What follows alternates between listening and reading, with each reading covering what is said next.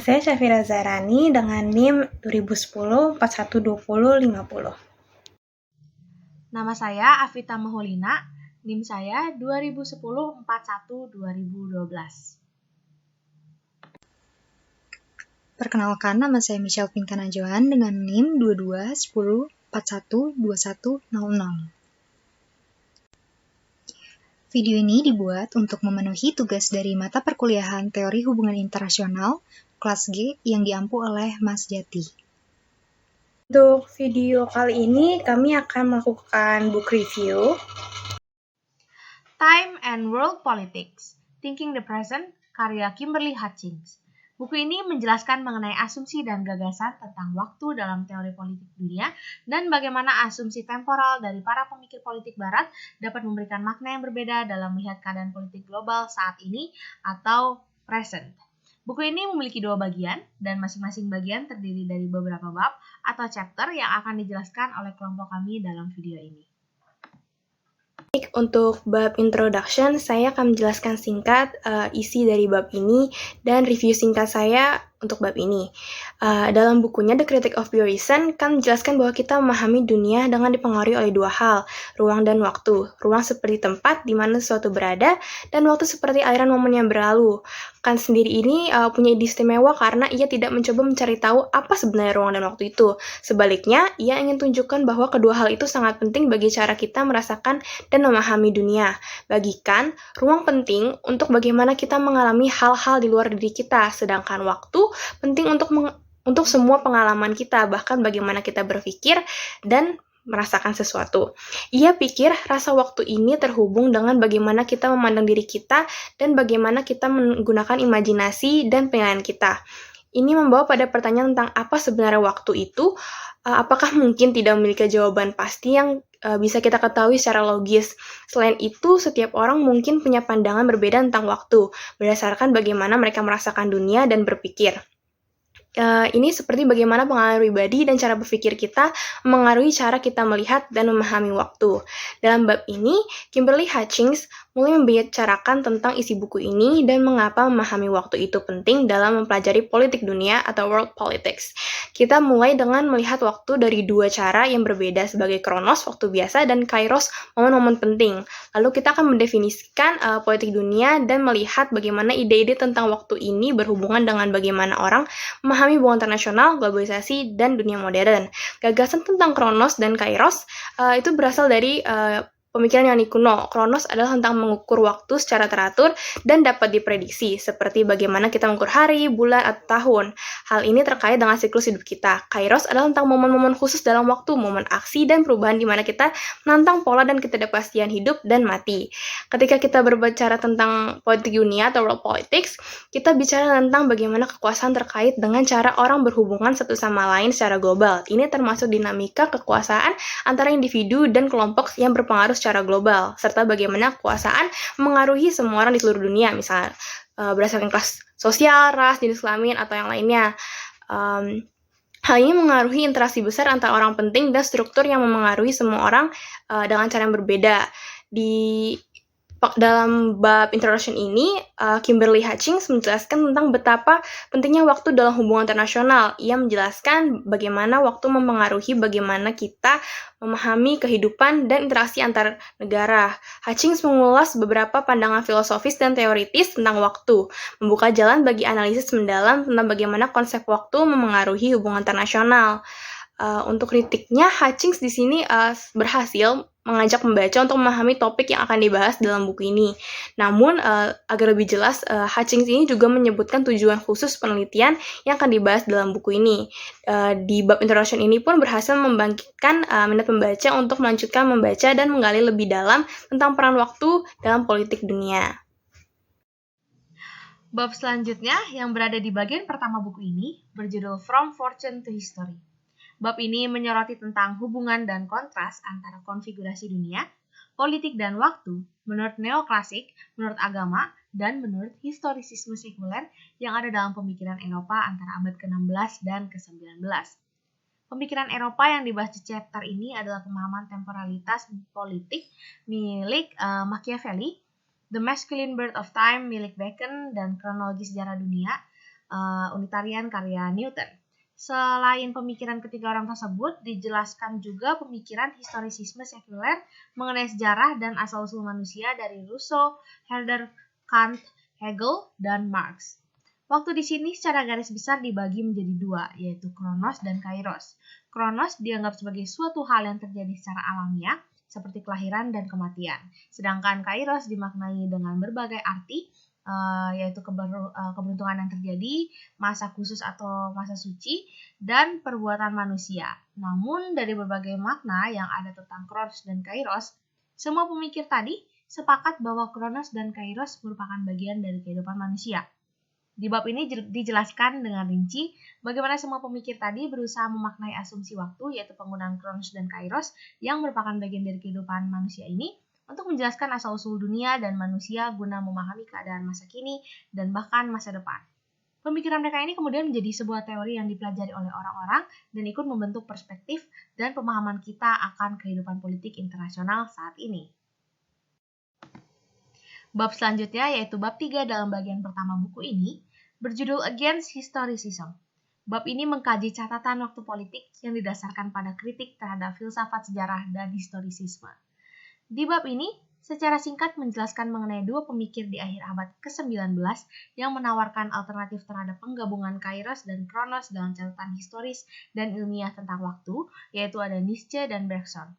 Hal ini kemudian membuka peluang untuk mengeksplorasi cara-cara di mana asumsi dan implikasi historisisme telah ditentang oleh para pemikir berikut, yaitu Arendt, Benjamin, Derrida, dan Deleuze. Nah, mereka menolak penjelasan mengenai waktu politik yang didorong oleh sebab akibat mekanis atau tujuan teleologis. Nah, dari sudut pandang ini, gagasan berpikir tentang sejarah sebagai dasar otoritatif untuk bertindak dan menilai atau sebagai sesuatu yang dapat dipahami dan dikendalikan secara ilmiah adalah suatu kesalahan mendasar. Penafsiran Arendt tentang politik revolusi dan kelahiran membawa kita kembali ke beberapa wawasan dan gagasan Machiavelli dan penilaian estetika Kantian tentang selera. Sebaliknya, karya Benjamin mengubah materialisme historisisme Marx menjadi sebuah teori revolusioner, non-linear, dan anti-teleologis namun tetap bersifat mesianik. Derrida memanfaatkan pemahaman filosofisnya tentang aporia waktu untuk menunjukkan masa kini, namun ia tidak mampu mengakomodasi sepenuhnya baik masa lalu maupun masa depan. Deleuze mengembangkan ontologi waktu di mana waktu metrik Kronos dikondisikan dan diganggu oleh waktu peristiwa yang kualitatif dan tidak dapat dibagi. Bagian penutup dari bab ini merefleksikan permasalahan yang terjadi antara kontra narasi waktu politik dan teori-teori yang dibahas dalam bab sebelumnya, seperti teori Kant, Hegel, dan Marx. Isu-isu ini berkaitan dengan pertanyaan tentang bagaimana seseorang harus memperhitungkan perubahan politik dunia dan bagaimana seseorang harus menilai secara analitis atau normatif makna dari perubahan tersebut. Seluruhnya, teori-teori penjelasan dan juga tanggapan penulis tersaji dengan lengkap dan dijelaskan secara komprehensif dalam buku ini, sehingga para pembaca mengetahui lebih dalam mengenai korelasi antara waktu dan politik, khususnya dalam melihat politik saat ini. Memasuki bab 4 ini, saya akan menjelaskan secara singkat isi dari bab 4 ini, lalu memberikan kritik review saya untuk bab ini. Jadi dijelaskan pada bab ini bahwa dalam istilah lebih sederhana, ilmu sosial yang mempelajari masyarakat dan perilaku manusia biasanya tidak menyukai gagasan untuk prediksi masa depan berdasarkan sejarah. Namun ilmu sosial seringkali menggunakan pengetahuan sejarah untuk memahami dan menjelaskan berbagai hal. Hal ini terbukti ketika melihat bagaimana para ilmuwan sosial di bidang politik internasional bereaksi ketika Perang Dingin tiba-tiba berakhir dan ide-ide baru dari pemikir seperti Fukuyama dan Huntington menentang teori-teori mereka. Ilmuwan sosial di bidang politik internasional seringkali berpegang teguh pada cara-cara tertentu dalam menganalisis sesuatu. Pemikiran mereka ini seringkali dipengaruhi oleh Kant dan Machiavelli. Mereka memiliki pandangan khusus tentang bagaimana waktu bekerja dalam dunia politik.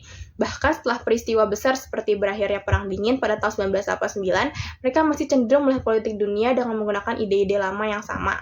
Mereka percaya pada siklus dan kemajuan garis lurus dalam sejarah dunia, di mana faktor-faktor tertentu dalam sistem atau di dalam negara dipandang sangat penting dalam membentuk jalannya peristiwa.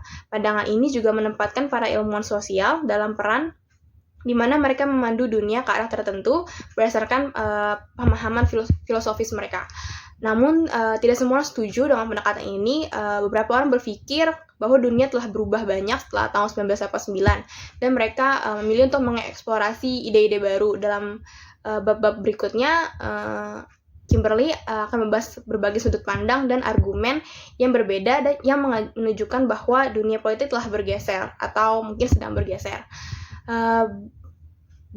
Bab buku ini diakhiri dengan menekankan ketegangan antara keinginan ilmu-ilmu sosial untuk memisahkan diri dari historisme, namun tetap mengandalkan sudut pandang sejarah, khususnya untuk politik nasional.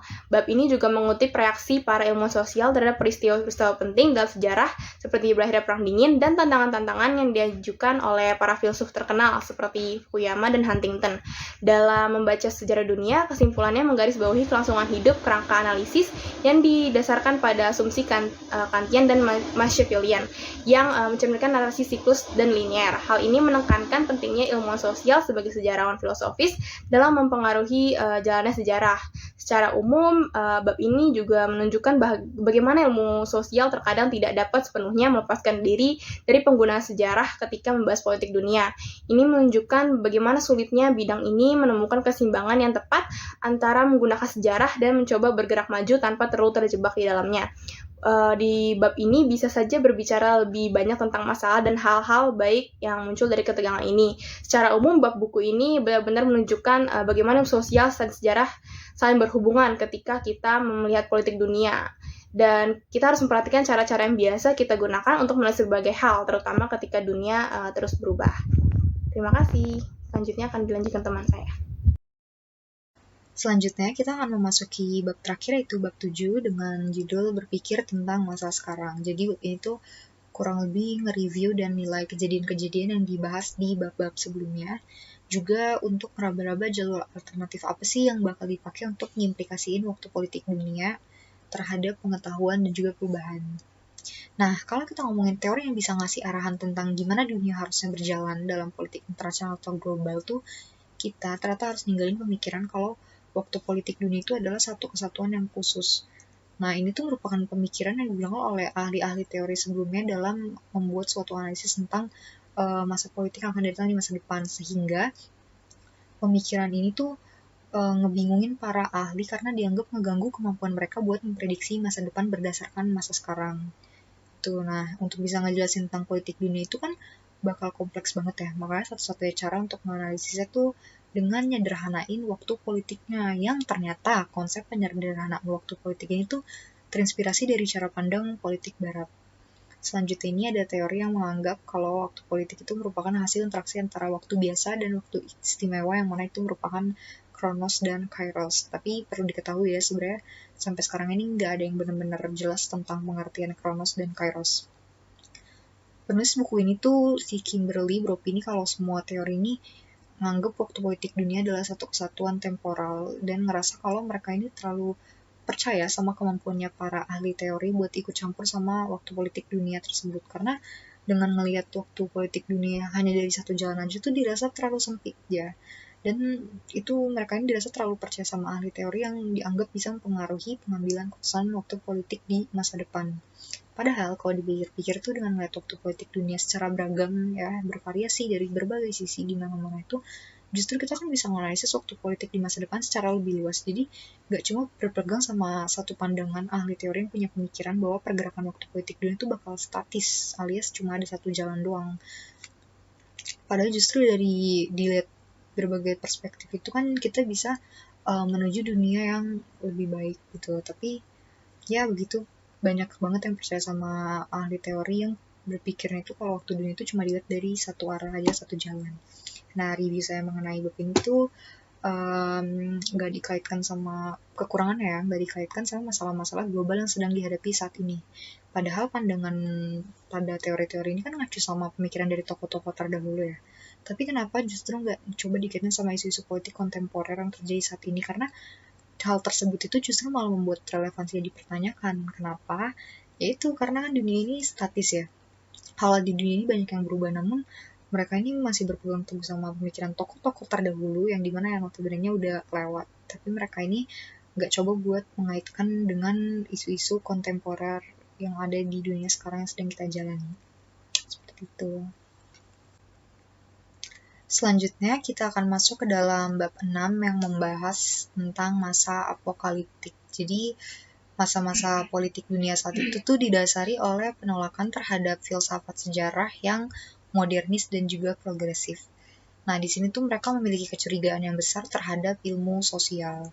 Jadi pada saat itu, pemikir yang bernama Virilio menawarkan suatu gambaran mengenai politik global kontemporer di mana Kairos ini nggak ngasih bentuk progresif pada Kronos, tapi justru Kairos ini malah langsung bergerak cepat menuju akhir atau masa apokaliptik. Jadi para pemikir ini beranggapan kalau masa yang sekarang sedang kita jalani ini nggak memiliki titik terang, karena pada masa ini rasanya kayak cuma abis buat jadi ajang arena politik, sampai mereka ini beranggapan kalau satu-satunya cara buat ngelewatin masa ini ya dengan nerapin Kairos Mesianis alternatif.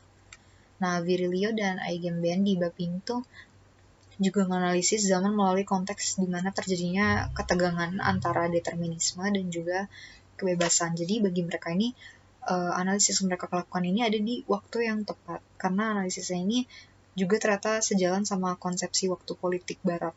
Jadi bab ini tuh intinya berpendapat kalau kondisi politik dunia saat ini nih ada dalam lingkaran barat yang liberal, kapitalis, dan juga terglobalisasi. Nah, review saya untuk bab ini tuh kan kalau dilihat ya secara garis besar ini punya pandangan yang berlawanan sama interpretasi optimis pemikir pasca Kantian dan pasca Marxis yang dibahas di bab sebelumnya. Kalau interpretasi dari teori-teori sebelumnya itu optimis sama identifikasi mereka tentang arah perkembangan sejarah dunia, maka di masa apokaliptik ini dianggap perkembangan dunia itu suram dan gak terarah. Jadi Kairos ini disimpulkan langsung bergerak menuju masa terakhir, yaitu masa apokaliptik. Nah, menurut saya pribadi bab ini tuh kan punya pembahasan yang lebih kompleks ya dari bab-bab yang lain. Namun justru pembahasan kompleks ini malah pemilihan katanya sulit. Jadi saya sebagai pembaca ini sulit menangkap poin apa yang ingin disampaikan oleh mereka, karena dengan pembahasan yang kompleks ini justru mereka memakai kata yang kurang umum gitu.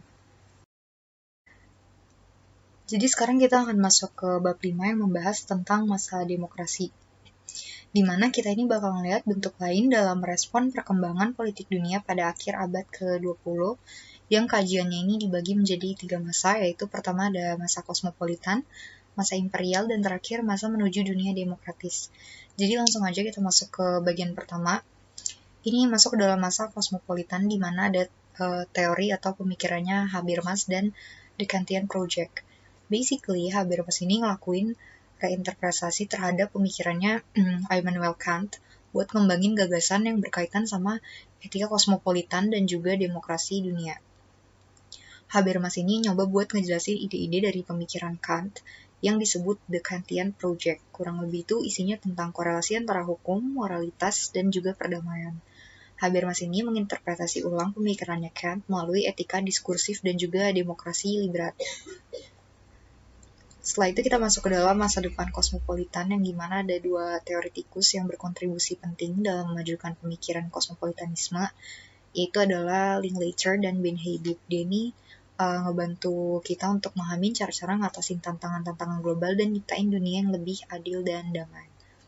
Kemudian kita masuk ke dalam masa imperial. Nah, di masa ini tuh kita akan menganalisis pemikiran yang diajuin oleh Hart and Negri yang justru bertentangan dengan pemikiran kosmopolitanisme Kantian, karena mereka ini malah memperkenalkan teori pasca Marxis tentang masa depan politik dunia, yang mana teorinya sendiri itu merupakan penggabungan dari materialisme sejarah miliknya Karl Marx dan kemudian digabungin sama argumen mereka yang diambil dari analisis biopower dalam karya Hart dan Negri sendiri yang berjudul Foucault, Deleuze, dan juga Guattari. Nah, argumen mereka itu ternyata disebut-sebut sebagai masa depan politik dunia yang berpandangan radikal.